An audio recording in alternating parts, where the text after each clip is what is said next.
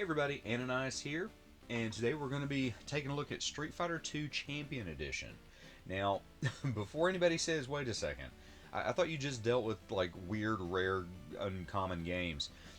This one is, if you see down there at the bottom, licensed to NEC Home Electronics. This is the PC Engine release of this game. Um, so this is kind of a first for this channel. This is, if I'm not mistaken, this is the first import that I've taken a look at. And also, I think I'm just going to kind of let the game play this and kind of talk through it a little bit, and then I might play a match or two at the end. But anyway, this is actually being played on original hardware, just kind of as a heads up. It's by original hardware. I'm actually playing, or we're seeing the US console. So this is the Turbografx with an adapter, as opposed to an actual PC Engine console. That's actually a console I don't own one of. But anyway, um, so this version of the game, to my knowledge, we never received here in the States. We got some very close versions, very similar. The closest probably being the Sega Genesis one, but it was titled, I think it was Street Fighter 2 Special Champion Edition or Special Championship Edition. Basically, what happened was Sega got wind that Nintendo was going to be releasing Street Fighter 2 Turbo, which had the additional 4 boss characters there you see on the very far right in their game, and you'd be able to adjust the speed, and I think a few of the characters got additional moves because they were kind of deemed, I guess, a little on the weaker side maybe. I was trying to remember who those were. I think it was Ken, Ryu, and Chun-Li. Might have been somebody else too, I'm not sure. But anyway, so Sega got wind of that and delayed their release of this game. Because is from what I read, the Genesis version was supposed to basically be exactly this one. And so they went ahead and delayed it, and so they could come out with the Super Nintendo editions. Now, why they didn't call it Turbo like it was on the Super Nintendo, I don't know that, and I couldn't find that anywhere, that information. So this one has its own kind of set of quirks, if you will. So it kind of makes it a little tough to do an apples to apples comparison, but I'm going to kind of give it a shot. The basically the Super Nintendo one honestly looks the best, just graphically, and that's understandable, But this one kind of falls somewhere between the Super Nintendo and Sega Genesis in general, not completely across the board. For those of you that don't know, the Super Nintendo had a color palette, had an obnoxiously humongous color palette. It's like in the tens of thousands, whereas the Turbografx was, I don't know, it was in the hundreds, and I can't remember what the Sega Genesis, I might still have it up here. The Sega Genesis, okay, here we go. The Sega Genesis and Turbografx 16 each had 512 different colors to pick from, whereas the Super Nintendo had over 32,000. Now, and I know that sounds crazy, but now, here's what is really crazy. The Sega Genesis, where it could pick from 512 colors, it could only display 64 at the same time on a screen. The Super Nintendo, even though it could pick from over 32,000 colors, could only display 256 at the same time. This is what blew my mind right here. The Turbografx color palette is 512, which, again, I mean, whatever. But it could display 482 of them at the same time. So, obviously there's a ton of other factors, just an obnoxious number of factors to consider here, but it definitely makes for 3 different looking games whenever you try to compare the 3 of them. The Turbografx struggled with what they call parallax scrolling, which in effect adds depth, or it makes it kind of look like there's depth to gain. So when the screen is sliding to the right and left, the background has different layers that will move at different speeds and kind of simulates depth. The Turbografx had issues with that. Now the Turbo Duo, as far as the CD attachment, the Super CD, there was enough, I guess, enough space where it could do that on some of those games. And some of them I've already uploaded where actually display it pretty well, like Lords of Thunder. So it was very doable. or could have at least been doable. But the Turbografx, the Hue cards, the turbo chips, um, kind of struggled with that, I guess. And this was actually an oversized Turbografx or turbo chip game cartridge. Uh, it was 20 megabits, I think is what I read. And if you look at the card, it's very obviously different than the other turbo chips of the, or I guess this. I keep saying turbo chip and Hue card. Let me explain that real quick. The turbo chip was the Turbografx game cartridge for here in the States, so it was the Turbografx. They were called Hue cards in Japan that were released on the PC Engine. The PC Engine and the Turbografx being basically the same, very similar, or the same really internals. So it's the same thing as saying Nintendo versus Famicom. With the Nintendo, the NES being the U.S. release and the Famicom being the Japanese counterpart. But anyway, where was I? Oh, so whenever you look at this game, the backgrounds don't have layers for the Turbografx, or the PC Engine version does not have layers, whereas the Super Nintendo and Sega Genesis version both do.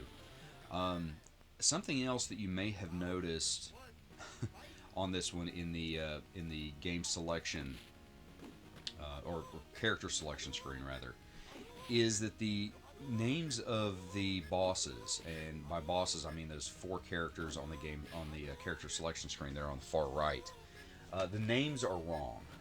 Well, they're only wrong on 3 of them. The reason for that, and when I say wrong, they're not quote unquote wrong. They're different in Japan. They moved them around, and the reason for that is the boxer there in the U.S. version, his name was Balrog, and in Japan it was M. Bison. Problem is the guy kind of looks sort of like Mike Tyson, so I guess they thought M. Tyson and M. Bison were a little too similar, and so they probably wisely changed the names around when it came here. For whatever reason, Sagat or Sagat, I'm not real sure how to pronounce his name. They didn't mess with his name, but they moved the other 3 around. So there you go. Let's see what else. This is kind of a cool little just personal history with this game. This was my very first import game that I ever actually purchased, that I ever owned, and it wasn't close. Like I actually bought this game back in the early to mid '90s. I ordered it from, I wanted to say it was a company called Turbozone Direct, and if you've been a Turbografx fan or follower for a long period of time like I have, you are going to be very familiar with that company. I'm not positive it was them, but I'm pretty sure. Because I don't know where else I would have ordered it back then, because that would have been, I'm going to show my age here, but that would have been pretty much pre-internet. So it's not like I hopped online or anything when I ordered this. But I was drawn to this game because the Super Nintendo version in particular was so easily accessible at different retail stores for kids or whoever to try out. So they'd have a little Super Nintendo set up behind this this plexiglass case with this with this TV monitor there, what have you. And you could come in and you could play games, and this was back before they had different game selectors and different things that you could do, and you could pick and try different games. They just literally had the console with a game plugged into it. And anytime my folks and I would go out to any major retailer, whether it's Walmart or some of them that are gone now, Circuit City, or what was another one, Service Merchandise we had down here in the Southeast. But anyway, my folks would come in, do their thing, and I would go straight to the electronics, and you get to kind of check it out. And this was the big game then with Street Fighter 2. This would have been prior to Mortal Kombat and all that. And I wasn't really good at it, but it didn't matter. It was just so addictive for whatever reason. It was in the arcades, all the kids were talking about it and this and that. Well, I didn't have a Super Nintendo at the time. I didn't have a Sega Genesis either.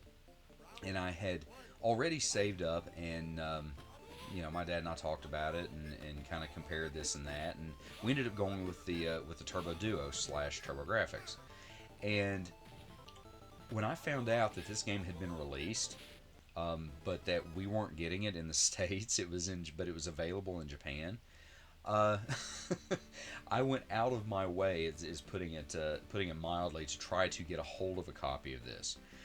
One of the problems, though, is that I didn't just need the game. I also needed a 6-button controller, because this game, or I'm sorry, this console, um, the controller, imagine the original Nintendo controller, because that's pretty much what the Turbografx controller is.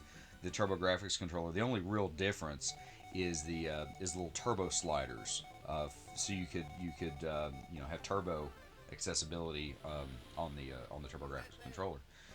And so whenever you're playing this game, for those of you that don't know, there's 3 different levels of punches and 3 different levels of kicks. So you have a kind of a quick but weak punch, and a kind of a mid-range punch, and then a kind of a heavier blow punch, and same thing with your kicks. So you really need 6 buttons. The arcade had 6 buttons for this, and but anyway, this controller did not have that.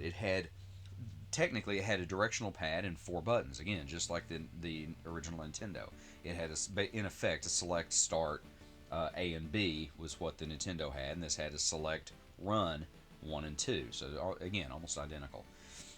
So, this game, I don't think there's any way to pause this game while you're playing it, because all 4 buttons are being used for something. The select button changes from punches to kicks. All 3 buttons. So you hit, all 3 buttons are punches, and then you hit select, and then all 3 buttons become kicks. And you can see where the problem would arise whenever you have to have, you have to change quickly and play a very reactionary game like this. The Sega Genesis had really the exact same problem. It had 3 primary buttons and a start button, but no select.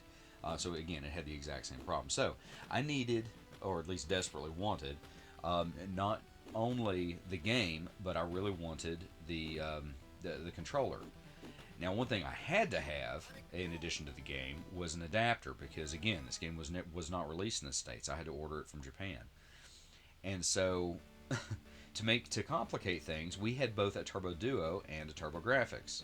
So if I wanted to play it on more than one of those consoles, I needed 2 different adapters. That was one thing that still kind of surprises me a little bit to this day. But anyway, you had to have the Turbografx had a different adapter than the Turbo Duo, even though here in the States, both of them would play the same game. It's really weird. But anyway, so I'm playing this right now on a US Turbografx with a US to Japan adapter, which honestly is just a long green circuit board. It's an open circuit board. Like there's no marketing or there's no outer case or any advertising on it. It legit is just straight up a circuit board. This is just how you bought it, and one can look this up, and this was just how it was sold. And that's what I've got. That's what I'm using right now. And that little flicker, and I don't know if it's going to show up on the game capture, but I'm seeing it on the TV screen. I've got my game capture going through, and there's a little flicker there. That's probably honestly from a couple of the screws have come out on the diving board there, which is that adapter. And so I don't know that the game cartridge is lined up exactly right. And so that those little artifacts you guys might be seeing is probably caused from that. So I need to get some little bolts or screws, or yeah, bolts, I guess, to hold it in a little bit better. But anyway, so back to my I guess it was Christmas present. So I wanted not only that adapter for the Turbografx, but I also wanted to be able to play it on the Turbo Duo. That adapter looks like a little white box that you have to literally take part of the console off to plug the freaking adapter in there to make it work. Now that adapter, I'm going to be honest, as well as the 6-button controller, I'm not positive where those are anymore. They're over at my folks somewhere. I never sold them or got rid of them, but I'm no longer in possession of those. I do have, obviously, the Turbografx board. But okay, let's give this a shot. I want to hit start there. I hope you guys found all that stuff interesting. I cannot tell you how excited I was to to be getting all that for again. I think it was Christmas. But some of my memories are making me think it was more birthday. But gosh, that would have been a lot of money back then. Because the game, if it was new, like a brand new price, would have been $50, just like every game that came out new. Maybe I got it in like '94 or something, and maybe it was a little bit cheaper. But I don't. Oh, did you see some? We've got some artifacts there in the back now. Some vertical line, or some, I'm sorry, some horizontal lines. Again, I don't think I must not have the cartridge plugged in quite lined up. So hopefully I'll be able to get through this without it messing up more. Um, but anyway, super super excited. It would have been a lot of money, as I said back then. The game itself was probably $50, and the adapters I remember being $20 each, and the 6-button controller was $40. So again, you're talking a lot of money. So I'm pretty sure this was probably actually my big Christmas present. Wow, I didn't even get hit that time or there. So this was probably actually my big Christmas present, combined. God, I remember counting down the days. Like I'm really not kidding. Like, because I knew I was getting it. Like, I'd helped mom pick out exactly what I wanted, and she knew going into it how much it was going to cost and that it wasn't going to be cheap. Um, I cannot tell you how much I played this game. Oh my gosh. But anyway, well, I meant to actually stop it right there. But let's go ahead and see if we can fight Ryu here, or called him Ryu growing up. I think everybody did, but I think it's actually pronounced Ryu. I can't get used to that. But see if we can end this on a positive note here. Oh yeah, and she can jump off the edges of the screen. I forgot about that. There we go. Okay, so ended on a good note. Hope you guys enjoyed it. I'm going to go ahead and end it here. So as always, please like, comment, and subscribe. And everybody take care. Thanks.